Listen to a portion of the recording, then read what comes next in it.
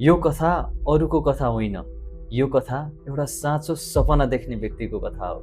यो कथा एउटा भविष्यको सपना हो र यो कथा मेरो आफ्नो कथा हो।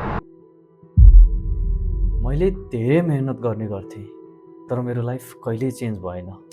दिनभरि काम, महिना सकिने बित्तिकै स्यालेरी, तर अन्त्यमा पकेट भने खाली। र म यही कथा आज हजुरहरूलाई सुनाउन जाँदैछु। जब मसँग सपना थियो तर मसँग स्किल थिएन।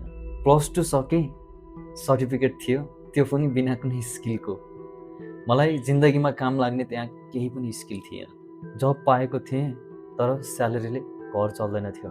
साथीभाइले भन्थे फेरि अर्को काम गर्न र अर्को काम गरेर पनि हेरेँ, फेरि त्यही हुन्थ्यो रिटर्न।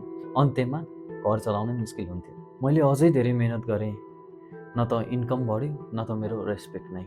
साँच्ची एउटा कुरा चाहिँ बढेको थियो, छटपट्टि, थकान अनि मेरा अनौठा सोच र विचारहरू। सबैभन्दा दुःखको कुरा के थियो थाहा छ?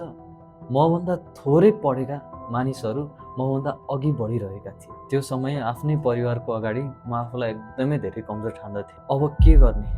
यो प्रश्नले रातभर सुत्न दिँदैन थियो। मेहनत गरिरहेँ तर मलाई के थाहा, त्यो मेहनत त मेरो व्यर्थ रहेछ। मैले मेहनत गरेँ दिन रात, तर मेरो मेहनत गर्ने तरिका गलत रहेछ भन्ने मैले अहिले आएर बुझेँ। एक दिन मैले आफैले सोचेँ, म यही तरिकाले अथवा मेरो त्यो पास्टको त्यही तरिकाले यसै गरी 5 वर्षसम्म बित्दै गयो भने मेरो लाइफ के होला? म त सोच्दा एकदमै डराएँ। त्यसपछि मैले निर्णय लिएँ, अब म मेहनतमा होइन, स्किलमा मेहनत गर्छु।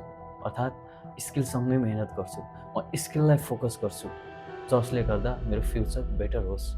आजको दिनभन्दा भोलिको दिन राम्रो होस्। मोबाइलबाट सिक्न थालेँ, स्लो थियो तर क्लियर थियो। बिस्तारै कन्फिडेन्स बढ्यो, कामको भ्यालु बढ्यो अनि सबैभन्दा राम्रो कुरा, मलाई चाहिँ आफैमाथि कन्फिडेन्स आयो। मैले आफैमाथि आत्मविश्वास गर्न सिकेँ। आज म यो भन्न सक्छु, स्किल बिनाको मेहनत मानिसलाई थकाइदिन्छ। तपाईँ जतिसुकै काम गर्नुहोस्, जे गर्नुहोस्, तर स्किल बिनाको मेहनत, स्किल बिनाको काम चाहिँ एक न एक दिन जसरी पनि थकाउँछ। यदि तपाईँ पनि आज स्ट्रगलमा हुनुहुन्छ भने एकचोटि आफैलाई सोध्नुहोस्, म कुन स्किलमा मेहनत गरिरहेको छु भनेर। भन्न मन लागेका कुराहरू कमेन्टमा लेख्नु होला। आजलाई यति नै, बाँकी चाहिँ नेक्स्ट भिडियोमा भन्दै गरौँ। हस् त, धन्यवाद। सबैको भलो होस्।